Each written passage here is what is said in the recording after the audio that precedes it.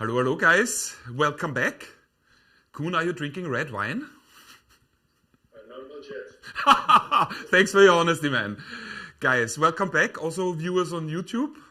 I have to be very honest with you. It's our last lecture, and in the last lecture I'm always weirdly emotional. I've been teaching you since your first day on campus. Now we are, in the second year.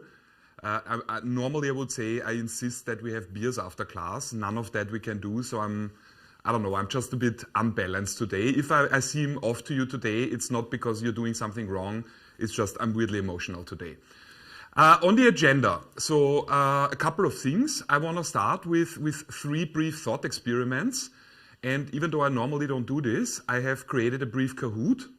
I will explain exactly what that is about at the end of the lecture. So this is just for starters. As I've told you, our last lecture is designed to basically round off your curriculum. So that is not hardcore anymore. All the hardcore stuff is behind you. I want to briefly look into 2 relatively unrelated topics. The first one is short-term financial planning. What I will do today with you is to look at the concept of operating cycle and cash conversion cycle, or just cash cycle, number 1. Number 2 is a review of what you already did in the first year. I just want to add a couple of things, a couple of words about efficient markets. The reason why I want to revisit it is many of you approach me in email, in WhatsApp, in phone calls with questions about trading. So the topic is very relevant for everybody who thinks about trading. There are a couple of things I can point out where I think you will benefit, your trading behavior will benefit from that. Normally, and the last thing, I have to give today, slightly overlapping our lecture, a brief but super important speech. I will later on today record a brief video for you to explain. I cannot talk about it now more. But that means I need to finish the class today at the latest at 2:30. That's no problem because the content is suited for that. But it means I will skip the break if that's all right with you. I have to, okay? So I would like, also one more thing. Normally we have our setup in such a way that YouTube has a 30-second delay so that when you follow YouTube, there are no problems with buffering so that you get a nice and clear stream. Today, because I want to do a Kahoot with you, we set it to the minimum delay, which, Elko, correct me if I'm wrong, is 6 seconds. Yes, so there's a 6-second delay. For the first, I have 3 questions on Kahoot for you. You have 60 seconds, and I think the last one is 30 seconds, okay? However, that's not going to be a problem, and the reason is I have the questions on my PowerPoint slides. So I quickly show you the PowerPoint slide, explain what I want of you, and I switch to Kahoot, and you can answer. Let's start with this. Sorry. Here is my Kahoot. Can you see my Kahoot? Can you see the code? Also viewers on YouTube, I think we have a license for 50 users, so the moment 50 people are logged in, sadly it will automatically be full, all right?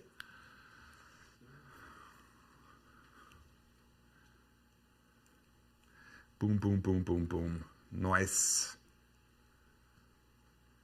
Benz machine. Horse fighter, all right. There are some serious usernames here.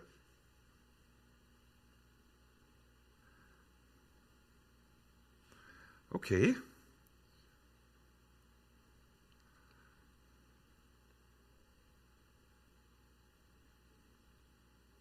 Oh, okay. Apparently it's possible to have more users than 50. Cool. All right, log in.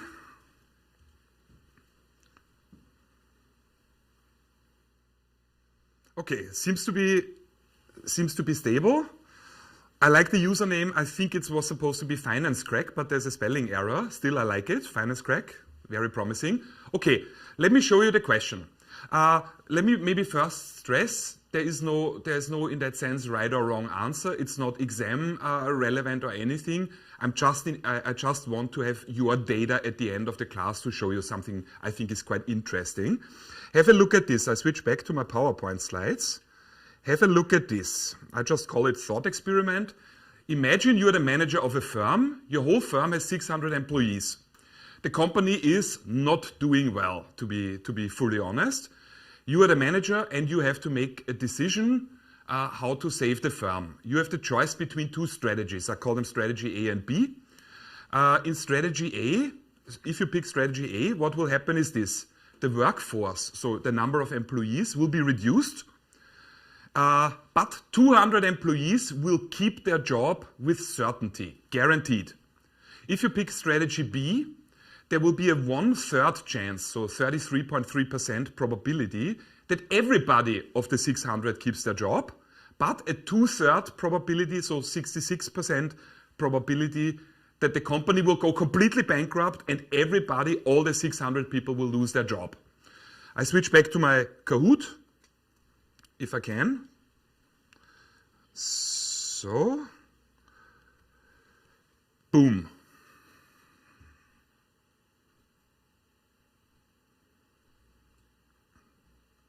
Which strategy do you pick? You again see the question. All right. I clearly grossly misjudged how long you need to think about this.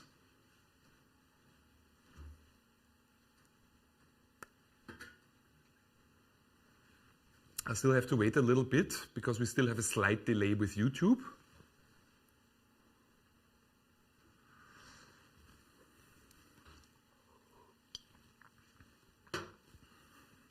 Guys, do you know, students on Zoom, do you know if everyone has answered? Can I sort of stop the Kahoot early?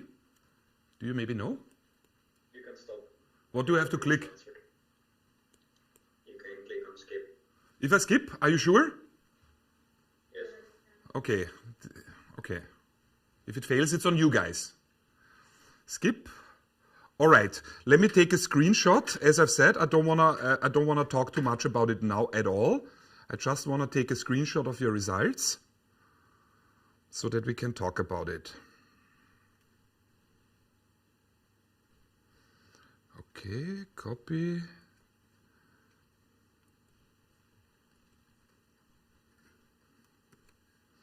All right. Let's look at the second question.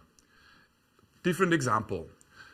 So, it's still the same company, you have 600 employees. Sadly, your company is again not doing well. You have to choose between two strategies to get the company back on track. If you pick strategy Z, the workforce, so the number of employees, will be reduced.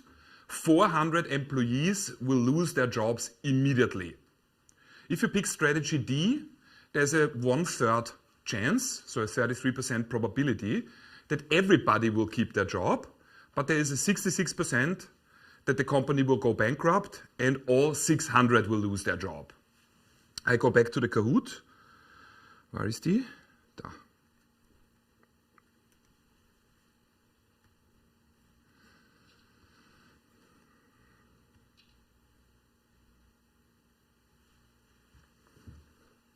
So, you are fast, guys.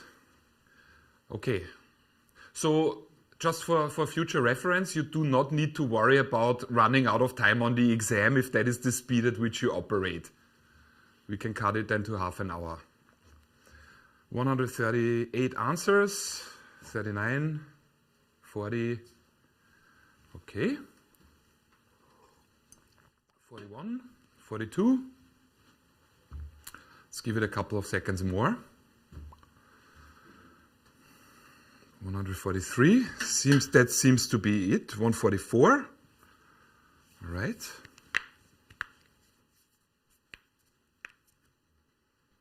All right, 45. How many users do we have? 146? 146, okay. 146, there we go. Let me skip, take a screenshot of your results.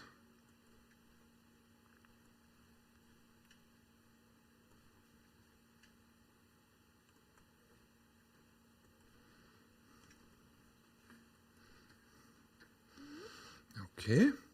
And I have a last question for you. That's one of my favorite questions. I find it truly fascinating. It's this. I don't even need to show you the slide, I can tell you. Imagine this. No, let me start differently. Very often, my hardcore trading students ask me stuff like, do you think I should buy this stock of Tesla, of whatever company? Do you think I should sell it? And I always say, listen, buddy, what you're doing is stock picking, and stock picking is just a fancy term for gambling. So I thought you guys may be benefiting from a question that is actually gambling related. So imagine this, you go to a casino. I don't know if you have been. You go to a casino and you play roulette. Is it a safe assumption that you roughly know how roulette works? Okay, so there's a ball rolling around, and essentially the ball can land on a black number or on a red number. And there's the same amount of each, okay?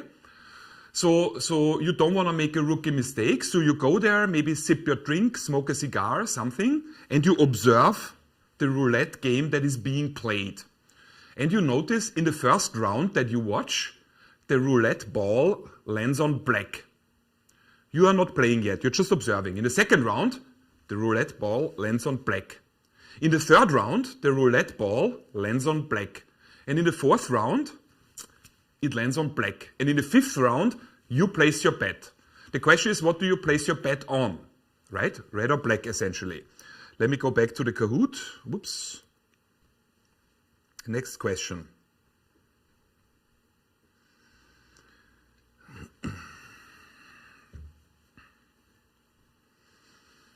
You observe 4 times black in a row, and in the fifth round, you have to place your bet. What do you place it on?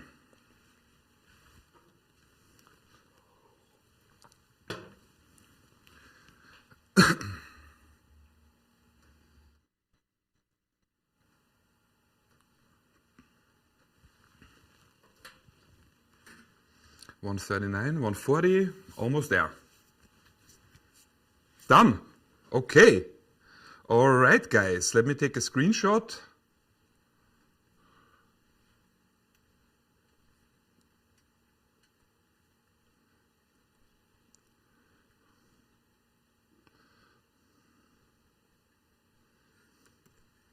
All right. Okay. As I've said before, sorry, I need to make this big. As I've said before, I will come back to this, okay? For the unlikely case that I forget, please, Leonie, I trust that you will remind me. Nice. Okay, unrelated to what we're talking about, like I said, we come back to it. We talked today, for starters, about short-term finance. This is, as I've told you already on Tuesday, it's a little bit focused on accounting. What I want to show you is essentially the concept of operating cycle and cash cycle, also known as cash conversion cycle. So this has to do not with long-term financing now, but we are looking at short-term financing. Everything that we have discussed in the context of capital structure was actually revolving around long-term finance. So this is a bit different now. There are a couple of important events in the life of a company. So when we talk about the concept of operating cycle and cash conversion cycle, the best example would be a company that manufactures a physical product. So that would be the textbook example. Which events am I talking about that are relevant? So a company at some point has to buy raw material. In the context of that, already certain decisions have to be made. The decision that goes hand in hand with buying raw material is, of course, how much raw material do I need? And how much raw material I need is dependent on how much inventory do I actually want to have.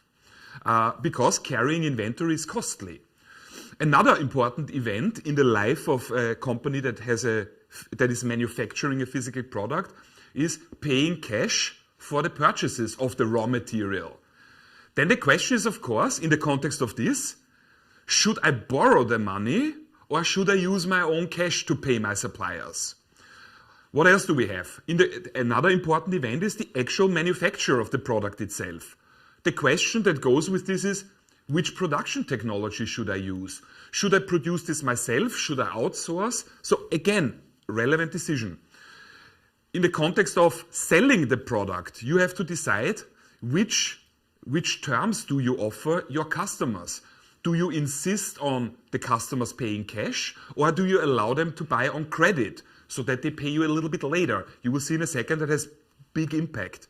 And of course, last but not least, in the context of collecting cash, so imagine your customers have bought on credit.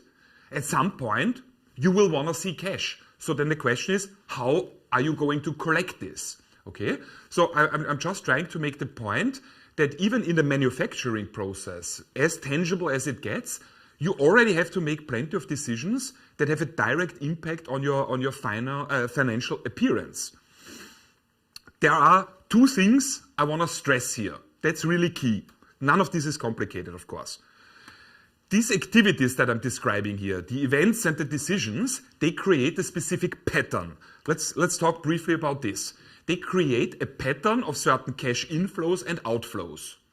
But there's a problem with this. Or to be more specific, there are actually two problems with this. Number one, the cash inflows and outflows are not synchronized. They are not in sync, to quote my favorite boy group. They're not in sync. Why is that? Well, because when you pay for raw material, that does not necessarily have to happen at the same time as you receive cash from your customers. So there could be a mismatch here. Secondly, the cash flows are uncertain, possibly even highly uncertain. Why is that? Because you don't know the amount of your future sales. You don't know your future costs with certainty. When you see something like this is just a brief sidebar now. I would ideally like of you, when you study for the exam or later on revisit finance literature, the PowerPoint slides, rewatch our clips. I think where you ideally end up in terms of knowledge is when you read a chapter that you don't mentally stick to the chapter, but that you immediately ask yourself, how can I connect the content of this chapter to concepts from other chapters? So when you see here my point, uncertain future cash flows, why? And it says then here, the costs are not known with certainty. Help me out briefly. To which chapter could you connect that point? Many possible answers, by the way. Options? Khalil, are you asking me or telling me? Telling you. Are you telling me that you're telling me? No, you're right. Options, please elaborate. Give me a little bit more. Because well, you can actually make a contract based on a special strike price you want to sell in the future, maybe? Absolutely correct. If you think about my initial option example, you are a grain farmer, so grain is your product and you're worried about the future price decrease of grain. You could get a put option, you could go long on a put option of grain, and then you have locked in the right to sell at a fixed price. Then you would actually know the future sales price already. If you're worried about, like I say here on my slides, the future costs are uncertain, like your raw material, well, in the last lecture on Tuesday we have discussed this, then futures and forwards could help you. Or a long call option, the right to buy the raw material. So this does not have to be the case. You could do certain things to make the cash flows less uncertain, all right? So there are now a couple of terms that I would like to go through with you. In the beginning, they might sound a little bit abstract. Theoretically, many of these terms you might already know from your first year course, to be more specific, from financial statement analysis. That's why I said this is rather accounting heavy. So going forward now, just so that you know what to expect, I will introduce you or freshen up your memory on certain accounting metrics. We put this together, and then I walk you through one example, color-coded, everything step by step, that you see how do you calculate the operating cycle, how do you calculate the cash conversion cycle, and why is this relevant. Also important, in the chapter Short-Term Finance, there's a second concept beside this that is relevant. The whole concept, the whole idea of cash balance and cash planning. The reason why I don't talk about it is, Celine and me, of course, always split the work, and she has prepared amazing exercises about this for tomorrow. Okay, so more on that than tomorrow. Let's look at the terminology that we need. So the first term is inventory period. I have a beautiful diagram where I can then really point with my finger where that happens. What is the inventory period? It is the length of time, so it's measured in days. The the length of time required to order raw materials and produce and sell a product. Again, in the diagram, I can show you a little bit better. Just a brief question here for all of you. Imagine you're the manager of a company. After listening to the definition of inventory period, the length of time required to order raw material and produce and sell a product. Would you say it's good if that is long, if it's a longer period, or is it good if it's a shorter period? What does your instinct tell you? I would say that the period is better because then you incur less inventory holding costs. Yeah, I agree. We will see this in the diagram very well. It would be handy for you if that's a shorter period. You will see it in a bit why. There is a concept called accounts receivable period. Also super important. If you work in accounting, if you work in finance, it's impossible to not stumble over that because it is very relevant. The accounts receivable period is also measured in a unit of time, typically number of days. And it tells you the length of time that your firm requires to collect cash receipts. So if you sell something to a customer on credit, meaning you hand over the product to the customer and the customer says, thank you very much, but I don't pay cash. I pay you in whatever, up to 60 days. This account receivable period tells you how quickly you basically convert the balance sheet position account receivables into cash. How fast do your customers really pay? Then, of course, we have, and that's where we want to go with all of this, the concept of the cash cycle. Sometimes it's also called cash to cash cycle, and sometimes it's also called cash conversion cycle. Don't be weirded out by this. This is all the same thing. Just like you know in finance, sometimes for the same concepts, we have many different terms. Do not be confused, please. I also noticed in the chapter in our book, the book, without mentioning that, uses different terms for the same concepts. You might want to make a note just that you don't freak out, okay? What is the cash cycle? So this is really our end game. It is the time between cash disbursements and cash collection. What does this mean in normal everyday language? The cash cycle is measured in a unit of time, typically in days, and it tells you how much time passes between your firm paying, incurring a cash outflow, and the point where you receive a cash inflow, where you collect something.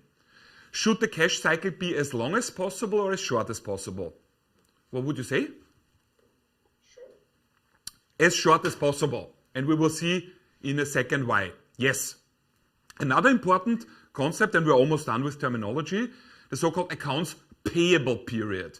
As the name indicates, accounts payable, we are now on the liability side of the balance sheet, means our firm owes money to somebody else. What does the accounts payable period measure?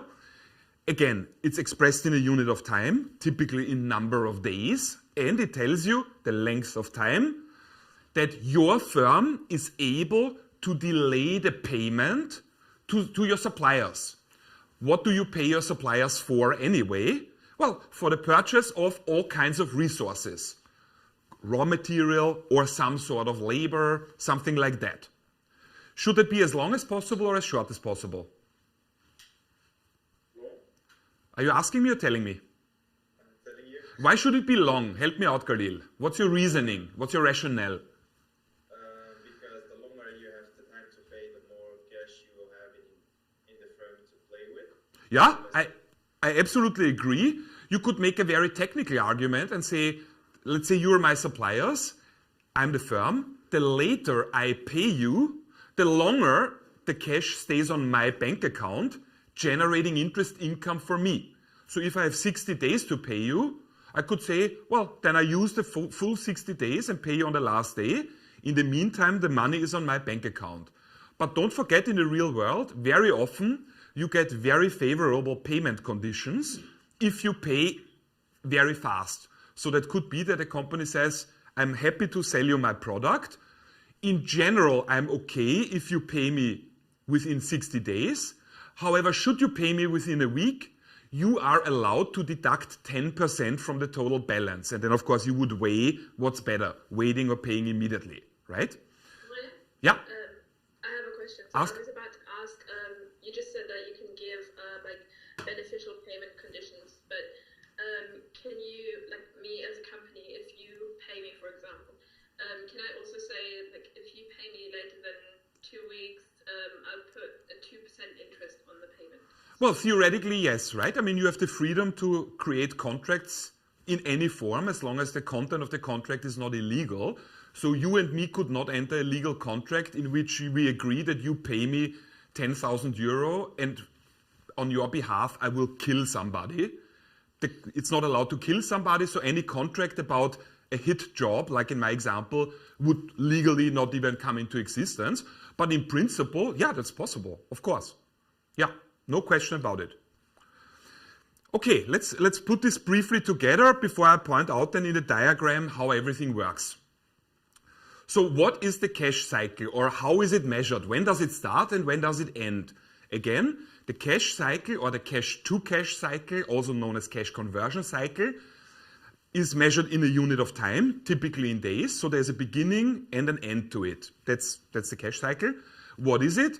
It begins when you basically pay for something, typically raw material, and it ends when you collect cash from your customers for the accounts receivables. Account receivables, don't forget, is money that typically your customers owe to you. They have not paid yet, so they owe it, but cash cycle means it starts when you pay your suppliers, and it ends when the customers pay you. So really cash, talking about cash. Coming back to the initially mentioned problem, there is a gap now. Logically, if I pay my suppliers and some time passes until my customers pay me, there is a period in between where I have some sort of cash gap. And that is what short-term financial planning is about. How do you basically deal with this short-term finance gap? The time between your firm having to pay its suppliers and your customers paying their invoices to you. That's what this is about. So whatever you read in this chapter, like I said, you don't have to go into all the dirty details, but just so you understand, at the core of short-term financial planning is dealing with this cash gap. The gap is obviously determined by the length of the operating cycle. I've not mentioned yet what the operating cycle is. I'll show you in the diagram. And the accounts payable period. I deliberately used now on the slide here a different word because our book does that. So I just did it to be able to point out to you, trade payable is the same as account payable. There is no difference, okay? So I'm just trying to underline the point. You should not get confused. In finance, you know this by now. We have many terms, often for the same concept. No need to be confused. Trade payables is the same as account payables. So how can you shorten this gap between you paying the suppliers and your customers paying you? What can you actually do to make this gap less? Why is it even relevant to make the gap less, to reduce this time? Well, if that's a gap for which you have basically a finance gap, a period of time where you have a finance gap, you need to obtain some sort of financing. Financing is always costly. So obviously you want to basically only use financing for the shortest amount of time possible. So what can you do to get this shorter? Several things come to mind.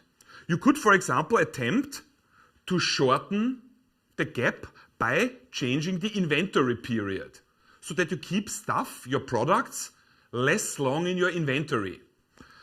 You could try to shorten your receivable period. How would that work? What could you do to realistically to reduce the receivable period? So the amount of time it takes for your customers to pay.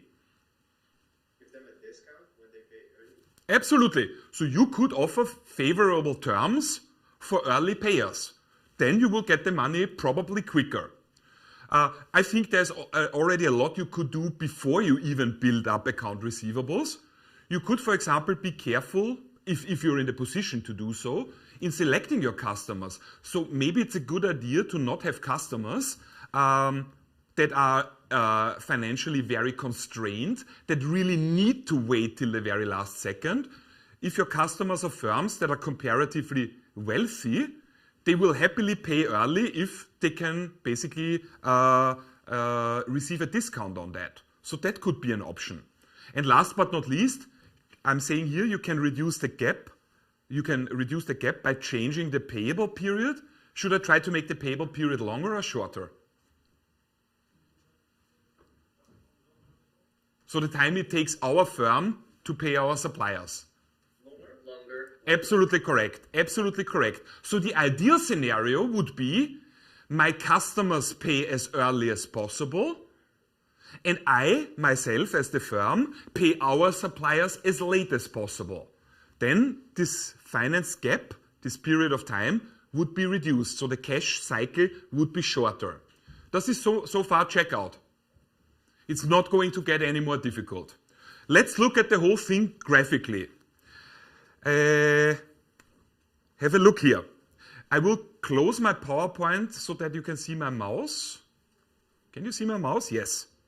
Okay, so let's first look at this line here, okay? So this is basically the timeline. What has to happen logically? The first step, so we are looking at it from the perspective of the firm itself. As a first step in the manufacturing process, our company will place an order for raw material, because first we need raw material before we can produce anything. Then, as you see here, a certain amount of time will pass until we actually get the delivery of what we have ordered, right? Can you read my slides? I see some people are struggling. Can you not see it on... Quality on Zoom is very poor. Yeah, Zoom is always constrained. Look at it on YouTube. YouTube is... On YouTube, it's really good. On YouTube, it's full HD. Have a look at YouTube. We have almost no delay on YouTube, 6 seconds. That will also work. Just for this one slide, okay? So you place... We, as a firm, place the order for raw material. Sometime later, the stuff that we ordered, the raw material, arrives. Okay, what happens then? Some more time passes here. Let's look now at the lower part of the timeline, the accounts payable period. That is the amount of time between the raw material having arrived and us here paying for the material. That's the account payable period. When you study, just simply go back 1 or 2 slides to have a look again at the definition of these periods. Okay, let's go to the upper part of the timeline, from the moment the stock arrives till we sell finished goods. So what happens in this time? We receive the raw material, we start manufacturing something, converting the raw material in terms of accounting logic first into work in process or work in progress, and then from that into finished goods. And at some point, the finished good in our inventory will catch the interest of a customer who buys it, who picks it up and buys it. This is what you see here, from the moment where the stock arrives till the point finished goods sold. This is what we call inventory period or days in inventory. Same thing, again, one of those instances where we have more than one term. What happens then?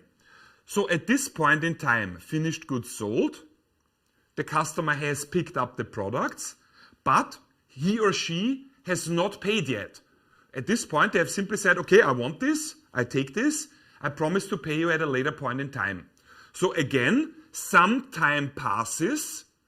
That is what we call the accounts receivable period or the accounts receivable collection period, from the point where we sold the products until we actually receive the cash from our customers. So far, so clear?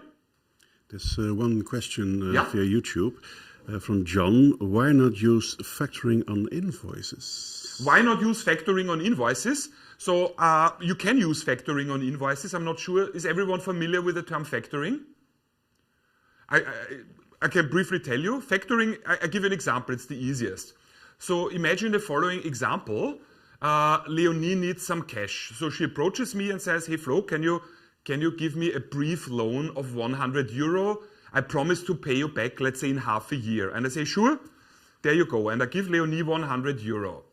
However, next month, I don't know, a new computer game comes out that I desperately want, but I have no cash left myself because what little I had, the 100, I gave as a loan to Leonie, and she says, I mean, we have a contract that says she has half a year to pay it back. So what could I do? I'm now myself liquidity constrained. I need this computer game, otherwise my life has no meaning anymore. So I could go then to what is called a factor bank. And so in my accounting logic, Leonie owes money to me. So in my balance sheet, that would show up as an account receivable of sorts. So I could go to a factor bank and ask, Cyberpunk 2077, indeed. That's one of the games on my radar as well. Sorry. So I could go to a factor bank and say, listen, this is a loan contract between me and Leonie. I gave her a 100 euro loan at a certain interest rate. However, I want the money now. They will do a check on Leonie if her credit worthiness is good enough. So if it's likely that she will pay back.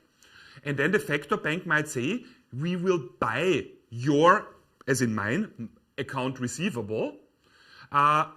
It shows up in my balance sheet with 100 and they say, we buy it for 90. So they give me 90 euro.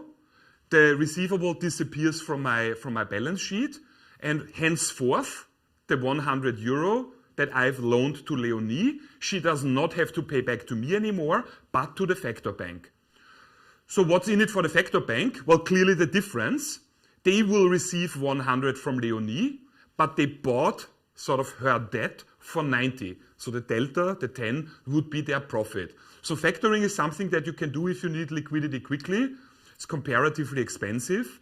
And factor banks only buy receivables of people with a good credit worthiness. So if your logic would be, there are a couple of people that owe money to me, but they probably don't pay it back, so I might as well sell that to a factor bank. They will also not want that, all right? So that's what factoring is. And it's absolutely true if you say, okay, I want to shorten the accounts receivable period. You can shorten this practically to zero by always factoring, so meaning by always selling your receivables to a factor bank. Just don't forget, that's a service and a service is costly. You could do this though, absolutely correct. So if you look at the timeline now here, you see from the point where the stock arrives, from this point in time, until the point where we receive cash, that is what we call the operating cycle. So the operating cycle is the period of time from receiving the raw materials until you get actual cash from your customer. That's what we call operating cycle. All right, we're almost there. What's the deal with the cash cycle? The cash cycle I can also show you now here in this diagram. That's much more tangible, I find. It's basically the difference in time between our cash outflow for the raw materials to our suppliers and the cash inflow from our customers. So you see this here. Here we pay cash to our suppliers, in this example for raw material. And here we collect cash from our customers. That's the cash cycle. So how can I calculate the cash cycle? Easy. You can see this here geometrically. It's operating cycle minus the accounts payable period. That's then exactly the cash cycle. So far, so clear? Awesome. It does not get more complicated than this. What I want to do is, as I've told you, I want to walk you through one example to freshen up your knowledge of those very brief formulas that we have to calculate all these periods and putting the pieces together. There's nothing complicated, there's nothing even to not understand. It's really a matter of number crunching. Should you be in the position where you have to do something like this on the exam and you don't have a properly formatted Excel, yeah, I don't know, then I cannot help you. Let's have a look. So I have used the example from the book. So all the data is really from the book. The reason why I want to go through that step by step is first I want to brush up your knowledge, especially of interpretations. And what I care a lot about is the following. I see this quite frequently, that students practice and study formulas really well, but on the exam or in the real life situation, they are not sure anymore where all the ingredients that go into the formula actually can be found. So it's really a recap, if I'm honest. Let's have a look. It's just step by step. So in a first step, we will calculate the average inventory. The average inventory is measured in euro. That's basically how much inventory do you carry. This is relevant. I know many of you are already hardcore traders and engage in your private lives in financial statement analysis. This is a very helpful practitioner tip. Sometimes students then ask me, what should I do? Should I use the ending balance of the inventory or the beginning balance? So 1st of January, how much did the firm have in the inventory? Or 31st of December? The answer is the average of both. So beginning, that's what you see here, beginning balance plus ending balance divided by 2. Because there are plenty of firms that might have at the beginning of the year a lot of inventory and at the end of the year very little. So that, or the other way around. So that would distort then your whole interpretation. Use the average, much better. So we calculate the average inventory, boom, there it is. When you calculate something, make it a habit to write down in which unit it is. So the average inventory is a metric derived from our balance sheet, so it's in euro or dollar currency units. In a step 2, we calculate, again, it's a ratio you're familiar with, the so-called inventory turnover ratio. It is calculated as costs of goods sold divided by average inventory. Where do I have to look to find the cost of goods sold? Where can I find that? Income statement. Income statement, second position. Revenue minus cost of goods sold equals gross profit. Excellent, Leonie. Absolutely correct. Where can I find the inventory? Left side balance sheet, it's a current asset. So I crunch the numbers and I find the inventory turnover ratio is 9.47. In which unit is that?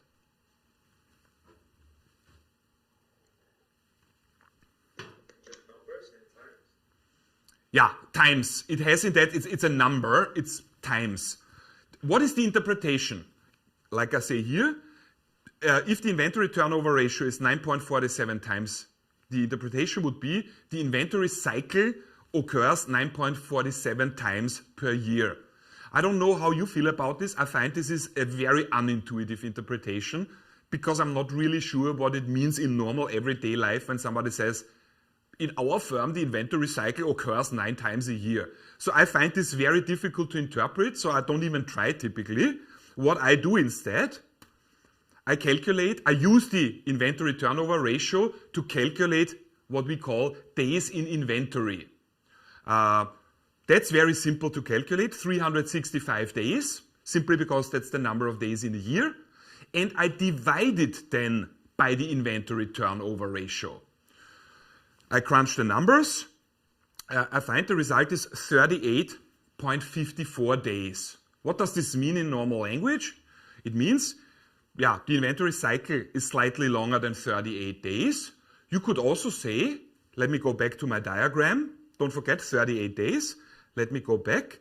Have a look here at the inventory period. So that is the time that the average item I produce stays in the inventory until a customer picks it up and buys it. 38 days. I always want to know if a number that I have calculated tells me that the company is doing good or bad. So the question here would be the same. 38 days, is that good or bad? You'd have to check with the competitors, right? Yeah, very nice, Mark. Excellent point. The one true correct answer to this question is I cannot answer your question because I need something to compare it to. So I could compare it to the main competitor. Is it a good idea to compare it to the industry average? No, Why not? because that can fluctuate a lot. Because if one company did really bad, then the industry average will obviously be lower. Yeah, it's a valid point. Imagine the industry average would be 50 days. Then we calculate the then we calculate our result and it's only 38 days. Can I then conclude our company is doing really well? Why not? Vivienne is shaking her head no. Why? Well, I think you have to compare it to companies that have the same size and they might have also different branches. So you have to compare, like, or find a company that is pretty similar in the structure of the company you compare the. You're absolutely right. Absolutely correct, Vivienne. It's actually not what I was hoping for as an answer. But you're fully right. I wanted to hear the following thing. My question was, imagine the industry average is 50 days. Our result is 38 days, so less. Can I then conclude that we are doing really well? The answer is no, because an average, also for you as students, an average grade is not necessarily a desirable target. Imagine I were to teach a group of students that performs very poorly and the average grade is 2. Yet you as an individual student score a 3. You cannot really go around saying, I'm a really good student. You can say, I'm a better student than all the other ones that have only a 2, but still you have received a hardcore failing grade. Okay, so don't forget, an average is not necessarily a desirable target. Okay, ask of course.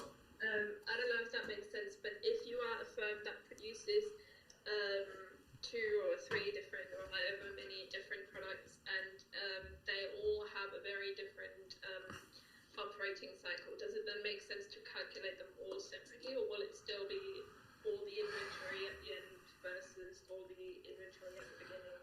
It's a good question, Leonie. Let's go back to, give me the slides, Marcel, please. Thank you. Yeah, let's go back to my diagram. So you, Leonie, asked specifically about the operating cycle. The question was, I don't know if everyone heard it, also on YouTube. If I'm a company and I manufacture wildly different products with wildly different, let's say, manufacturing periods, should I calculate operating cycles, separately?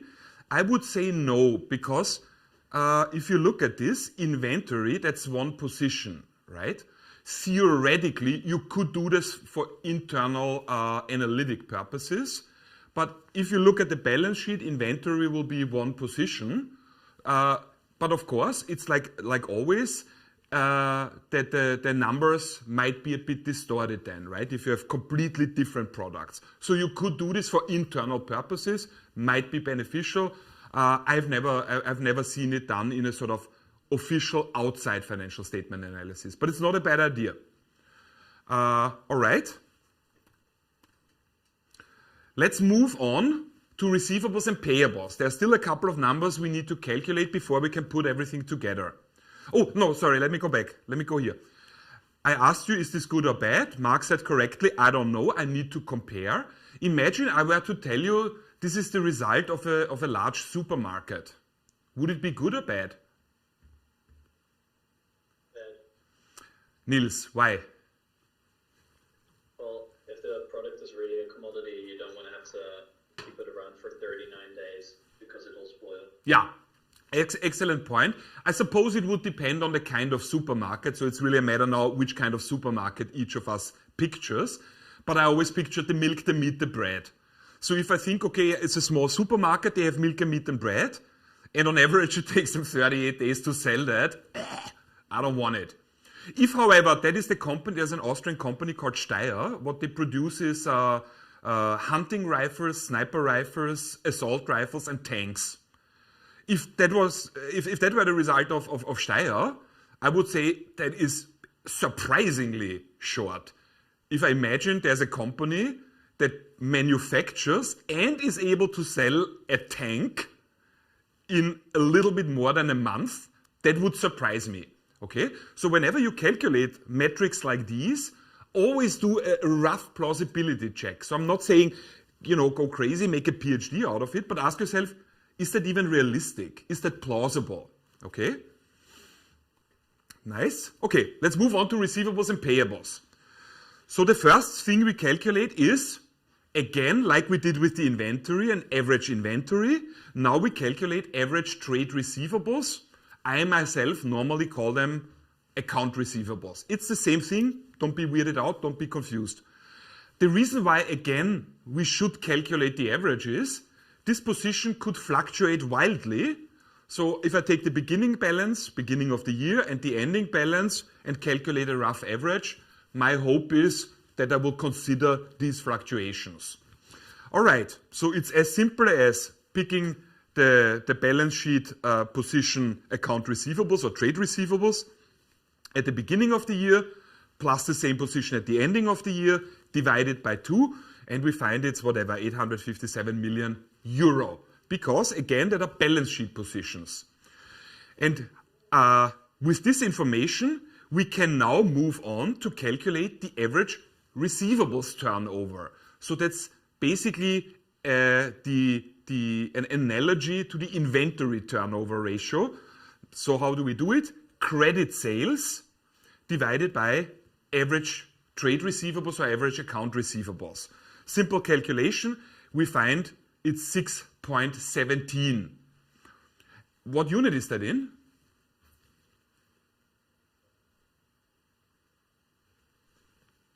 Time. Yeah, times. It's not a unit of time, it's times. Okay? All right. There's one thing I want to point out here, especially for my students that immediately after class look at their portfolio and apply what we have just discussed. If you calculate this for companies that you have in your portfolio, pay attention with the position credit sales. Whoops. And the reason is this. Credit sales is basically revenue that you have earned from selling your product on credit. So there are all the instances where the firm has handed over the product or provided its service to the customer. So the company has booked revenue, but has not collected cash yet, where the customer says, I pay later. You have to be careful when you look at the income statement to get this number, that you don't include all revenue, because typically in a large company, some of the revenue will be cash revenue, because some customers buy the product and give you cash, other customers buy the product and pay later. So important here to only include really what has been paid, what has not been paid in cash, but was bought on credit, okay? All right. With the average receivables turnover, we can calculate now the days in receivable period. I'll show in a second how that is interpreted, of course. Since a year has 365 days, I simply divide by the average receivables turnover, the 6.17, and I find my result is 59.16 days. Again, whenever you calculate something, don't forget the unit and ask yourself, what does this mean now? What does it mean? Try to use it in a full sentence. So the interpretation here would be, well, accounts receivable days, that is the number of days that a customer invoice is outstanding before it's collected. Or in even simpler language, that's the number of days it takes your average customer from the moment he or she picked up the product to actually give you cash. Should this be long or short from your perspective as the firm? As short as possible. You want cash as quickly as possible on your bank account. If I were to tell you this is the result of a large supermarket chain, what would you say? Is it then good or bad? That's bad. Why, Galil? Because usually customers have to pay directly for their products when they get any milk or bread. I like your logic, Galil, but while you were answering, you lost your courage, it seemed. Your reasoning was correct. Galil said, I think it's bad because in a supermarket you typically have to pay cash. So if I see days receivables, 60 days, so 2 months, that's not good. But if you have to be more brave in this, you should say, not that is bad. You should say, I don't believe this. No matter how charming I am in the supermarket, they always want me to pay cash. So I would almost go so far as to say, I cannot imagine that this is then a correct result for a supermarket. If I were to tell you, this is the collection period of Boeing or Airbus, what would you say? Good or bad? Good. Yeah. Again, I mean, I cannot argue. I have not calculated it for Boeing. If you guys can look it up quickly on the site, drop it in the chat. I'm very curious. In the case of Boeing, I would now lean towards the opposite, saying this seems so surprisingly short considering the product that Boeing or Airbus sells. I mean, they sell, picture the Boeing 777 or something like that, that costs several hundreds millions. I cannot imagine that this is paid in 2 months. That's probably much longer. Okay? So, main message is, depending on which company you look at, always do a rough plausibility check to see, is that even possible before you determine good or bad. The same number in 2 different companies can be either good or bad. Okay? For Boeing, it was 74 days. Damn. Thanks, Sophie. 74 days. Okay. Difficult to believe, though. Okay, whoops. We're almost there. We calculate now our average trade payables or average account payables. So that's the average amount we owe to our suppliers. Again, use the average to account for differences at the beginning of the year and at the end of the year. Here it is 785 million, whatever. And this is what we then use to calculate, this is very important, the trade payable deferral period. It's calculated as cost of goods sold. You get this from the income statement, second position, divided by average trade payables. That's what we've just calculated. Trade payables you find, of course, on the right side of the balance sheet. It's a short-term liability. The result is 4.65. Again, times. No other unit. Times. This is, for me, always difficult to interpret. That's why we calculate days in payables. So how much does that mean in days now? Again, 365 days of the year divided by the trade payables deferral period. And we find it is 78.49 days. What does this mean in normal language? It means the average time in days that it takes our company or the company we're analyzing to pay the bills and invoices of the parties that we owe money to. So typically that would be the suppliers. Should this be very long or very short? Yeah, you could, I suppose you can make in the real world you can make arguments for either. You could say if it's very, very long, it means that you really basically conserve your own liquidity and pay at the latest point in time. You could also make an argument that it should be very short because in the real world, other companies, so our suppliers, also want us to pay very early and very likely they will offer favorable payment terms if we pay very quickly. So that could look like this. You have 60 days to pay your bill. However, if you pay within the first week, deduct 10% from the total. So when you in the real world see very long days in payable periods, you could always, and I think you should always check, is the company maybe struggling with liquidity? Because a company that has the money always would use those favorable payment terms for fast payers. Okay, so if this period, if you see over time, over the last, 3, 4, 5 years, each year the days payable period gets longer and longer, that could be an indicator of liquidity issues of the firm you're looking at. Okay? And now we can put it together. It's the last slide about operating and cash conversion cycle already. How is the operating cycle calculated? Well, days in inventory plus days in receivables. So we have 38 days plus 59 days gives us here 97 days.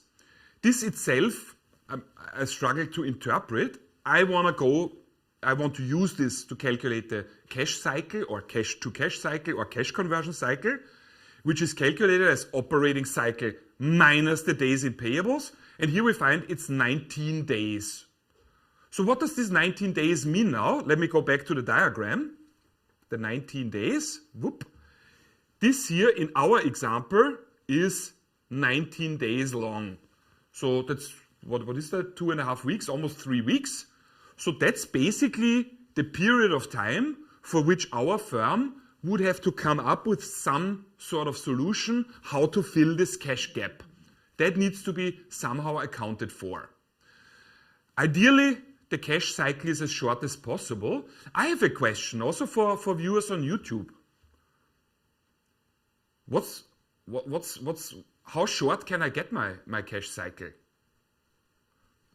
So if let's say I manage to cut it a little bit down, is it possible do you think, to have a cash cycle of only 1 week? Depends on the product. Yeah, it depends on the product, but can you imagine a kind of company, whatever their product is, that is able to reduce their cash cycle to 7 days? Is that possible? Yeah, why not? Can you imagine a company that's able to reduce their cash cycle to 0 days? Or before you answer, maybe sorry Niels, give me a sec. Maybe let's ask differently. Imagine I talk about a firm that in my mind now has a cash cycle of 0 days. What would this imply? Niels, sorry, you wanted to. Well, I think it could even be negative, right? Yeah, but elaborate. If I sell the product before paying my supplier, the cash flow would theoretically be negative. I like what you say, Niels, but if you give input on such a high level, then you have to be more accurate. You said now, I think it can even be negative if the company sells the product before they pay their suppliers. There's one inaccuracy in here. Please fix it. If I receive money for selling my product. Very nice, man. Absolutely. Super nice. Nicely saved. Yes, if the company is able to collect cash from customers before the company itself pays the supplier's cash, mathematically, the cash conversion cycle would become negative. So if you see a negative cash conversion cycle, that would be something like maybe -7 days. Would that be good or bad? Well, there's a lot of money in the company, so I guess that would be good. Yes, that would certainly be good because it means you earn money before you have paid for all the resources that you need to sell what it is that you have already sold. So that's, I almost want to say, the holy grail of liquidity management. There are a couple of firms that can really do this.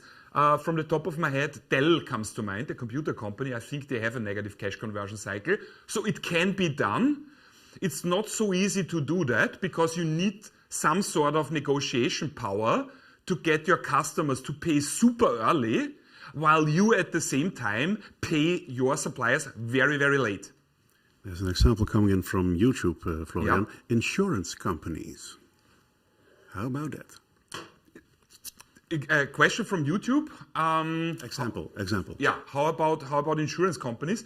I don't really want to go into this because an insurance company is not a manufacturing company. All right, so I'm talking really now about a company that buys raw material, converts that into a finished good in a physical inventory. A university, a bank, an insurance company, they are not good examples to talk about this.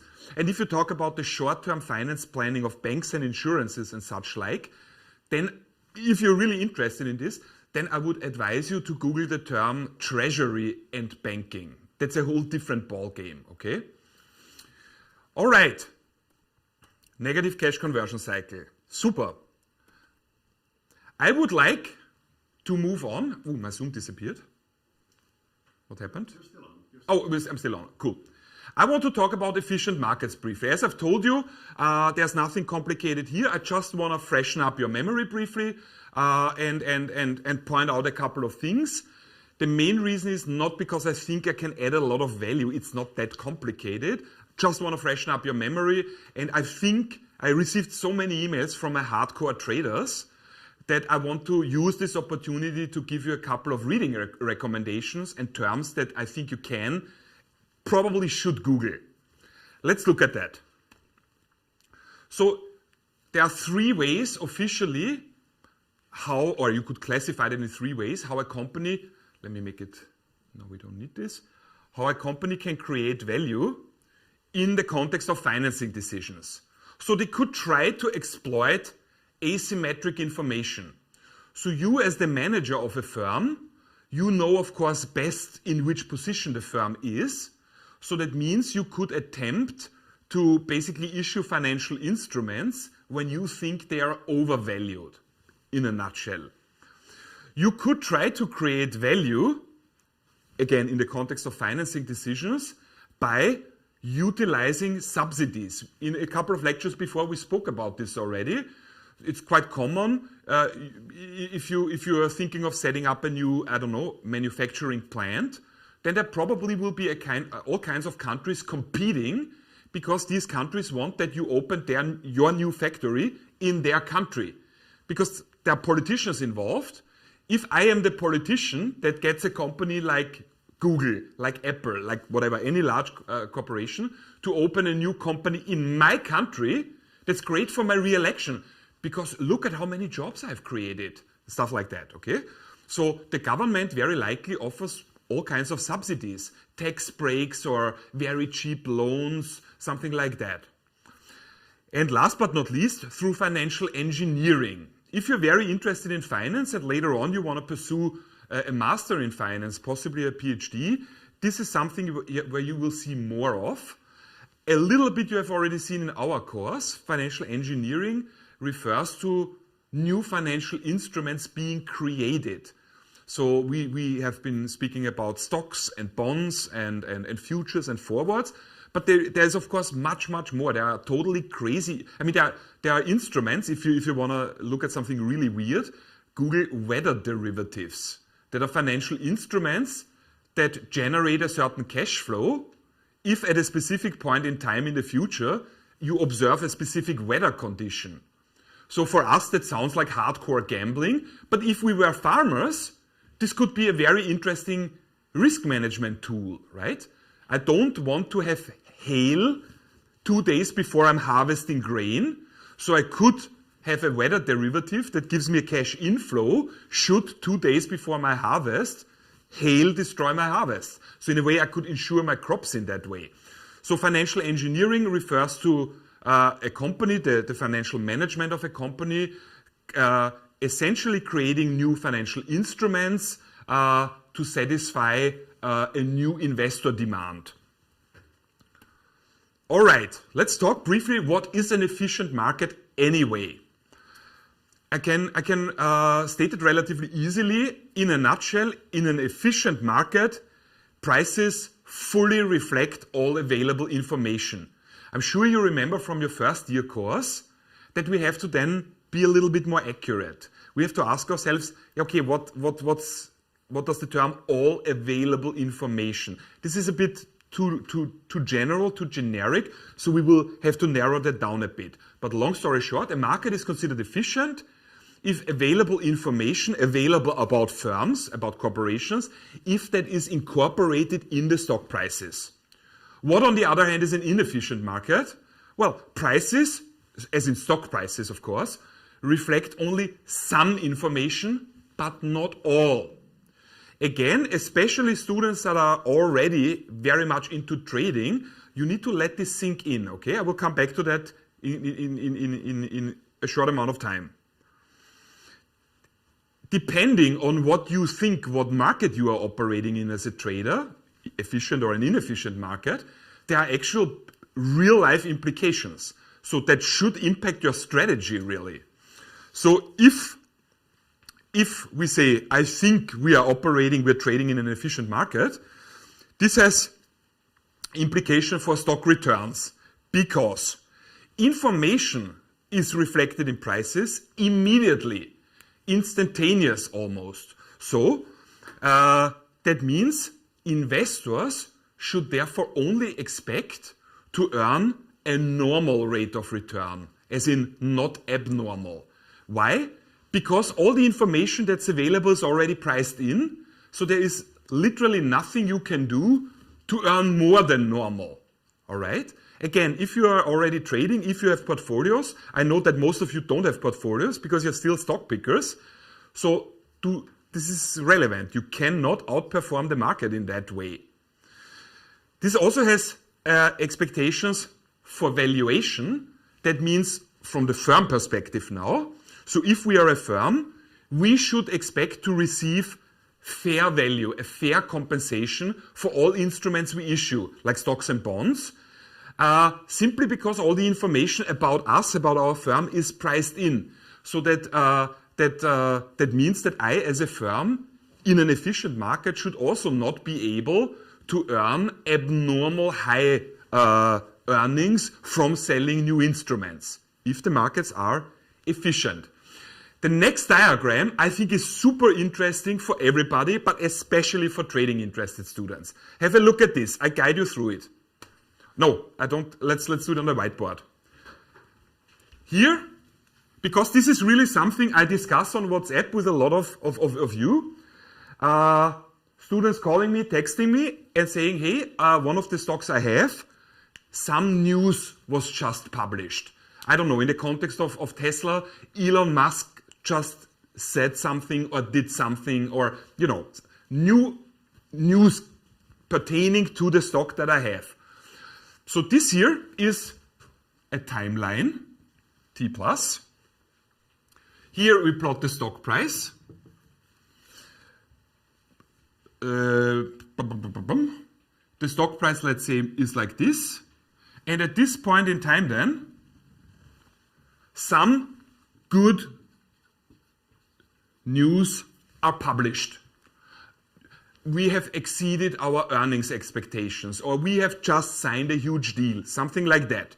My question is, what will the stock price do the moment the good news becomes public knowledge?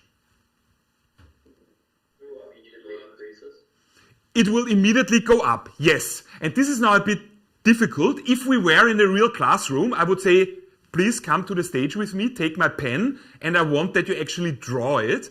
You cannot draw it, of course, because, yeah. So the thing is, there are different ways how that can be done. I wanna first draw something, and you tell me what the interpretation is. Imagine the stock price moves like this. No, let's do it like this.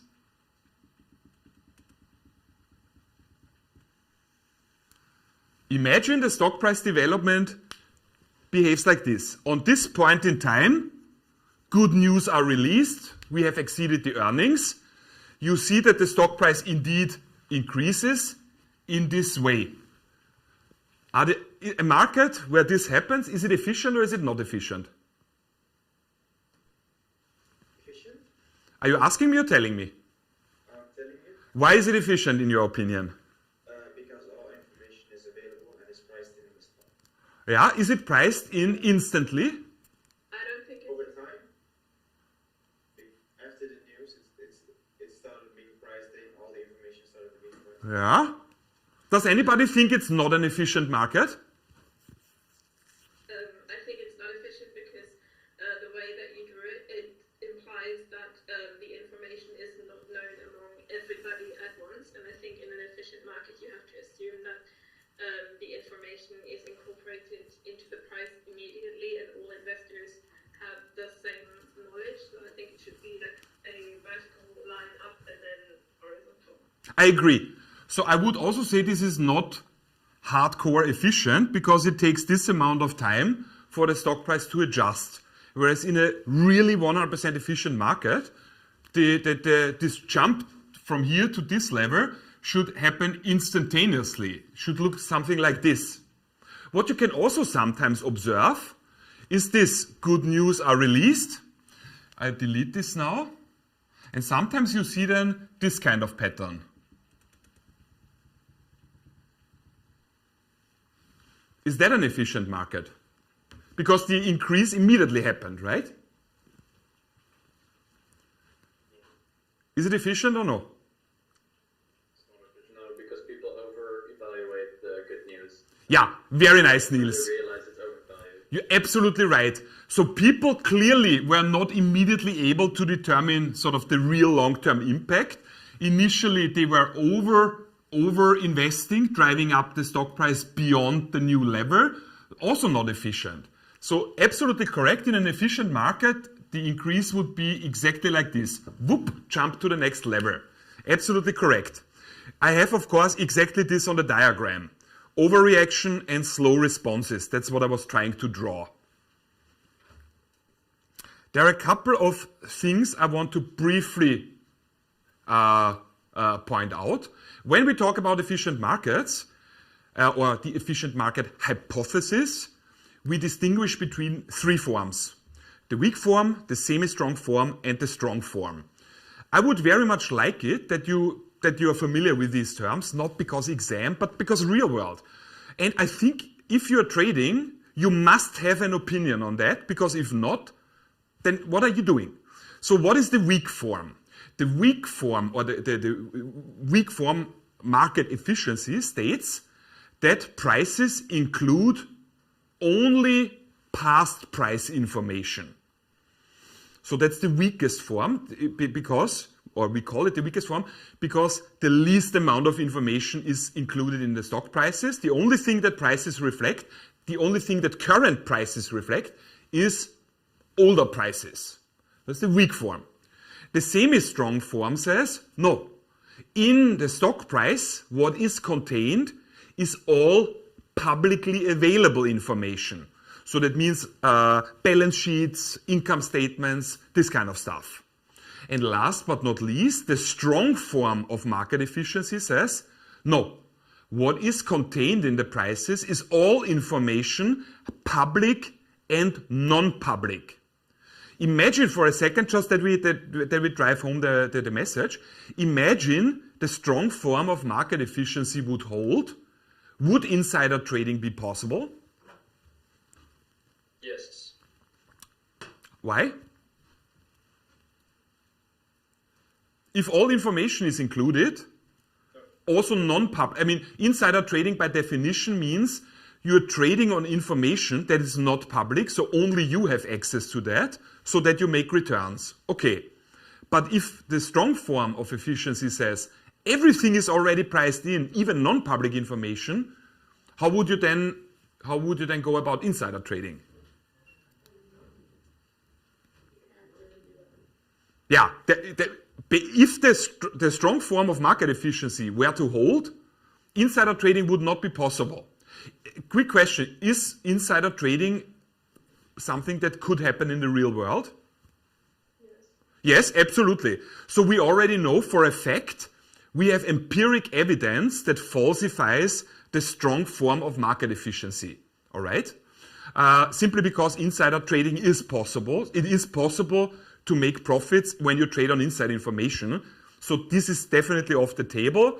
There is a ton of evidence that supports the weak form and the semi-strong form. Okay? Again, especially if you're interested in trading, I would encourage you, this is in our book chapter 13, and this should just be the starting point of your literature. Have a look at this. This is super, super relevant if you want to trade. There are a couple of things, and this is where I wanted to go with this, a couple of misconceptions about trading that we can point out now that we are armed with the knowledge of efficient markets. So, let's have a look. On the left side, in blue, in the blue boxes, you see misconceptions. So, dart throwing is just as effective as stock picking. So basically saying I have all available stocks on the whiteboard and I just throw a dart and that's what I buy. This is wrong. This is not what randomness means. You can still perform relatively well and you still should not do random stuff, because if you're a sophisticated investor, you do not do stock picking, but you build up a portfolio that is as diversified as you can get it. So that is not correct. Secondly, price, and that is where I want all of my trading students that I've been chatting with, pay attention.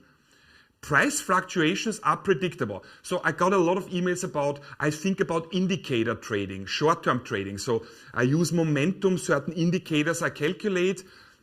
If my indicator tells me to buy, I will buy because it indicates that the stock will go up even more in the future. If you think you are operating in an efficient market, this is not possible. You cannot predict price fluctuations in this way.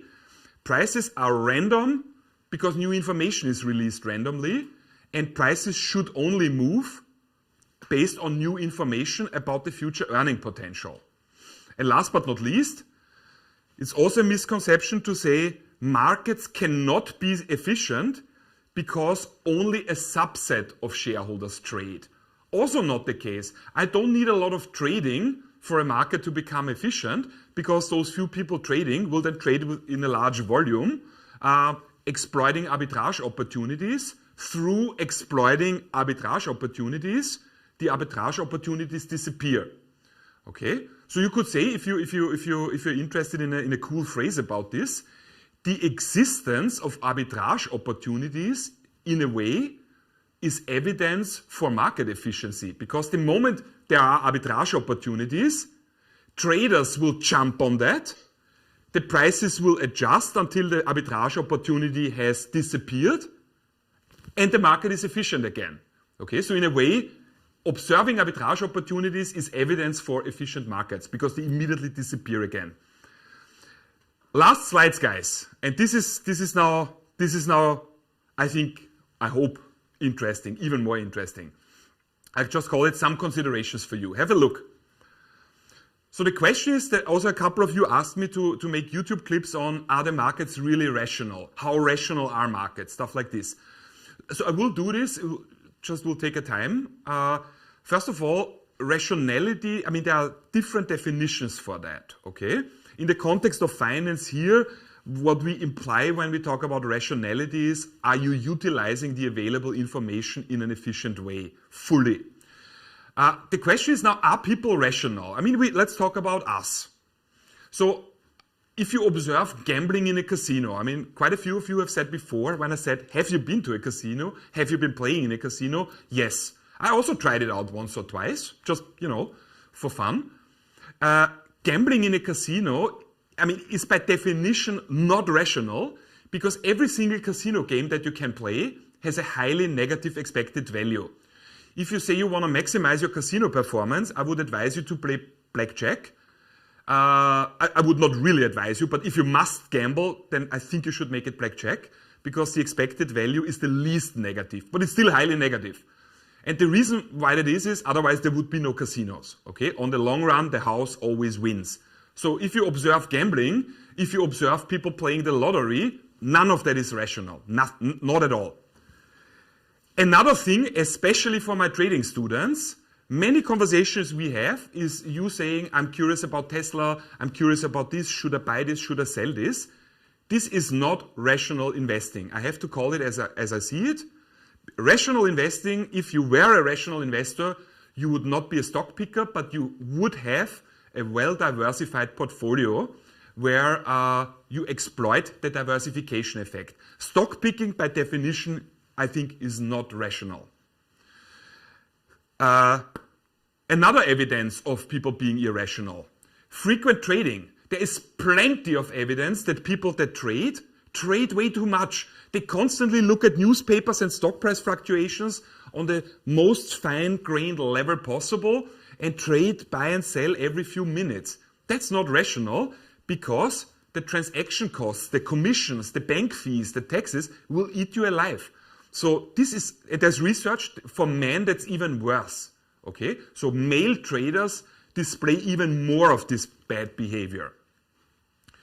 I want to specifically pick out two named deviations from rationality: representativeness and conservatism. Let's talk about conservatism briefly first. People are often too slow in adjusting their beliefs to new information. That is what you see here. This curve would indicate conservatism. New information should be priced in immediately. There's plenty of research that suggests that in certain situations you can really observe this kind of stock price movement. Let's talk about representativeness. What representativeness is about is, or what it describes is, the fact that people, including myself, we are human, we have human constraints, we tend to draw conclusions from insufficient data. I gave you at the beginning of the lecture the question: you observe in a casino 4 times the ball in roulette lands on black, and in the 5th round you want to place your bet. Let's have a look at this. Let's look at your results. That was the 3rd question. It was this one. So 76 of you. Can you show the slides? Danke. I make it full screen. So 76 of you said I would decide by coin toss. That is really the correct answer. The roulette ball has no memory at all. The probability that the ball lands on black or red in the next round, if you forget about the 0 for a second, is 50-50. The ball has no memory. You cannot look at it. There's even a name for this. It's common for gamblers to say, oh, if there's black, black, black, black, then in the next round, it's more likely that white will show up, because on the long run, there's a 50-50 probability of each. Since we observe now a deviation in one direction, in the direction of black, this must be offset by a deviation towards white. This is only correct if you play an infinite amount of rounds, which you cannot do in a casino. So the correct answer would have been here, decide by coin toss, because it's 50-50. So if you have said, I think black or I think white for whatever reason, this is not a rational answer, theoretically and practically, okay? Let's look at some more stuff.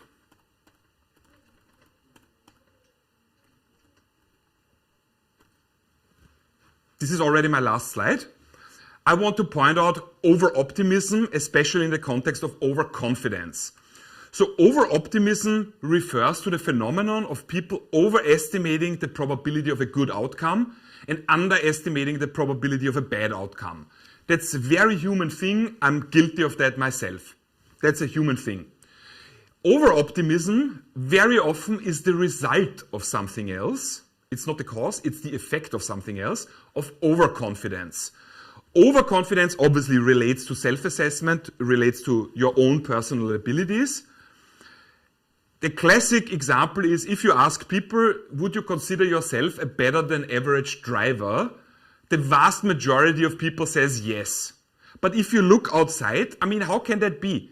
I mean, there are plenty of really crappy drivers, and just mathematically speaking, it's not possible that more than half of the people are better than average. That just does not check out mathematically. I would like that you make a note. This is something I think everyone should read, and I'm not making this up. I have this research paper printed next to my bed, and I make it my holy duty to read it once a week. You just need to type in this, Dunning-Kruger. Dunning-Kruger. Two scientists, they wrote a paper that is called Incompetent and Unaware of It. The Dunning-Kruger effect refers to just this. The more incompetent a person is, the more he or she overestimates their abilities. And it makes sense. So my mother tongue is German.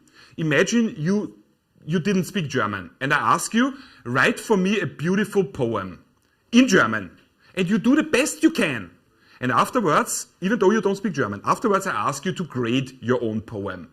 I mean, in order to assess, to grade the quality of your work, you would already need to speak German. So you lack the skill to determine the skill that you have. Dunning-Kruger effect, incompetent and unaware of it. Okay? There's also something called the reverse Dunning-Kruger effect that I actually get to observe sometimes with students. Not just students, people that are very competent sometimes underestimate themselves. This is also possible. What is the problem of overconfidence? Well, overconfident managers very often are also then over-optimistic, and that leads to higher risk-taking. Plenty of research on that. My trading students, please Google on Google Scholar, overconfidence trading. So if I were to run a bank, a trading department, what I would do is I would fire all the guys. I'm sorry, it sounds really sexist. I would fire all the men and only hire women, because we know women are much less overconfident than men. They trade less, they are less overconfident, they are less over-optimistic. So it always pains me when my female students tell me stuff like, yeah, I'm not good in finance because I'm a girl, and girls are not good at math. No, that's not correct. So there's empiric evidence that women are better at trading than men, all right? So I'm not trying to discourage my male students. I'm just saying we have to be super aware and question our own behavior. I got the other day a couple of emails from students that said something like, what do you think about Bitcoin? What do you think about some other cryptocurrency? I did my own analysis, and for me it's virtually certain that within 3 weeks the value will exceed. I don't want to address this on a content level. I only want to say, please read up on overconfidence. You're basically telling me you are ready to outperform the market. That's not likely. It's more likely that you're extremely overconfident, okay? The reason why I want that you're critical about yourself and your own behavior is, if you learn to trade and you learn this with a real portfolio, it's like learning to swim in a shark tank, okay? So that's why you need to not be overconfident, but be honest to yourself. Another thing I wanted to point out specifically is the so-called confirmation bias. That's not just all relevant in finance, that's real life relevant. Confirmation bias is everywhere, especially in the post-truth era. What is it? The confirmation bias refers to people focusing on information that agrees with their own opinion and ignoring or downplaying information that does not agree with this. It's also nowadays very easy to succumb to confirmation bias. So for example, I've told you many times, politically I'm leaning, I'm strongly liberal, I'm leaning towards left wing, certainly not right wing. So on YouTube, I never get a suggestion, watch this clip on Fox News. So as far as my YouTube is concerned, I only get suggestions from CNN, which is already a liberal medium and not a right-wing medium. So I basically live in my liberal bubble, and it's very easy for me to get the impression that everyone is like this, because that's what I see on YouTube. So it's very easy to succumb to confirmation bias, but there's a recipe. I have actually, I'm a bit embarrassed to admit it, but why not? I every day read newspapers, all kinds of different ones, and at least, to the very least, I look every day at a couple of articles also on Fox News. Afterwards, I feel sometimes a bit dirty, I have to wash my eyes, but I do that. What is the way to deal with confirmation bias? Do not look for evidence that supports what you already believe anyway. Actively make it your chore, your task, your duty to falsify yourself. Look for evidence that falsifies you. Be your own advocatus diaboli. That's what I'm saying, okay? Frame dependence, also known as framing. Let's go back to the initial things I asked you. So let's have a brief look. The first question, your firm, 600 employees, not doing well, you have to fix it. You have to choose between A and B. As you have a look, so first of all, strategy B was identical to the second question, strategy D. That's literally the same. However, the first part was framed differently.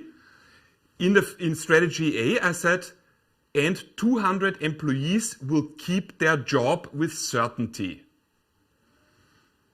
So I framed the strategy in terms of a gain, how many people you get to keep.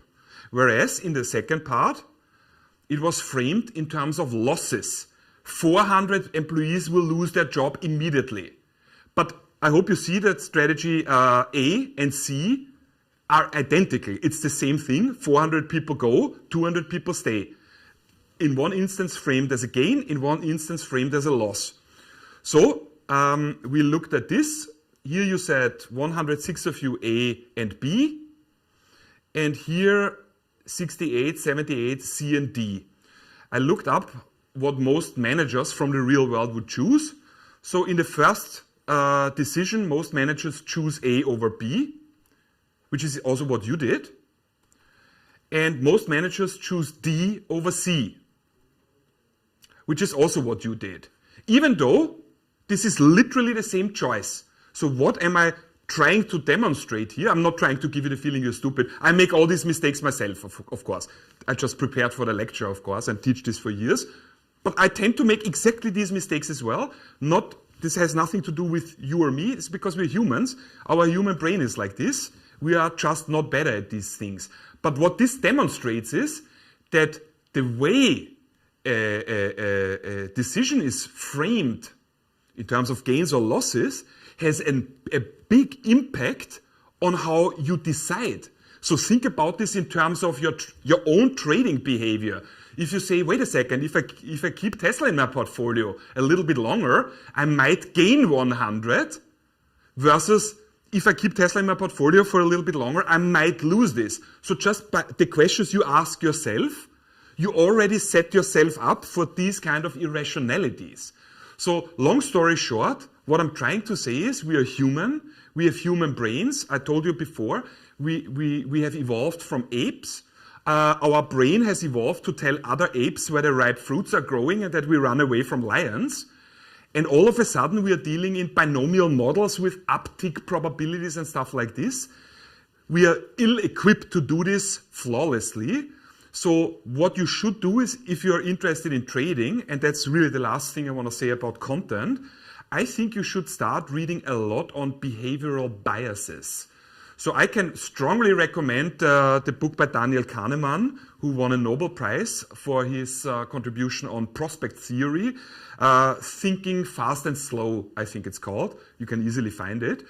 And ask yourself, honestly, when you read this, always think about your own behavior. Before you read any finance books, trading books, stuff like this, think about the human nature, because as a trader, you will always be human. No matter if you trade stocks or bonds or options or futures or weather derivatives, the common denominator is it's always you and your brain. So I think as a starting point, it's a great idea to confront your own limitations and be aware of them. As a second thing, I would recommend, feel free to have a different opinion.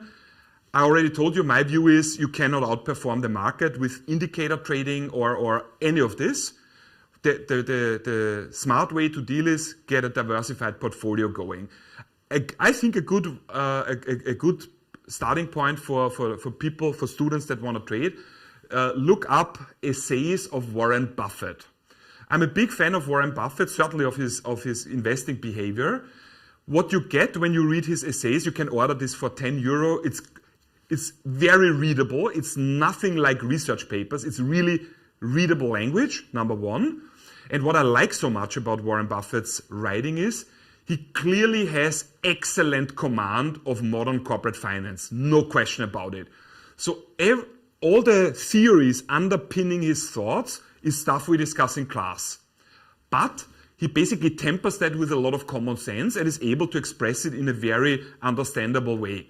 So if you ask me right now, I'm a student, I'm interested in trading, I want to become a better trader, give me 2 books to read, I would say this, Daniel Kahneman, Thinking Fast and Slow, so that you start reflecting more on your own abilities, limitations, behavioral biases, cognitive biases. It's also immensely readable. And secondly, more finance, more trading related, essays of Warren Buffett. All right? Florian, there's a question coming from YouTube, yes. But I suppose in real life that shorten the inventory period is good for the operating cycle. Wait a second, I did not catch that. Yes. I suppose in real life that shorten the inventory period is good for the operating cycle, but this will result in potential stock buyouts. This will have bad customer delivery time. Do you normally find a balance? That's the question. This is completely off topic now. Shorten the inventory period. Let me see. I'm completely different point mentally. Just shorten the inventory period will have what effect? Bad customer delivery time. Bad customer delivery. Yeah. Okay. I understand. Okay. Sorry, guys. We have to all mentally change gear very quickly. If you shorten the inventory period, it could be, the consequence could be that it takes you longer to deliver something to your customers. The logic would be the less you have in your inventory, the higher the probability that you run out of stock. So I agree with whoever asked the question. In order to deal with this, it's a trade-off between costs of carry and missing out on revenue because you ran out of stock. No question. Yes. Okay. Guys, this is it. This is it. 39. This is the last thing I'm going to say to you about finance for this course. Couple of things. So I have a seminar that I'm following now myself, and I need at least a brief vacation, a couple of days, no work, no emails, no nothing.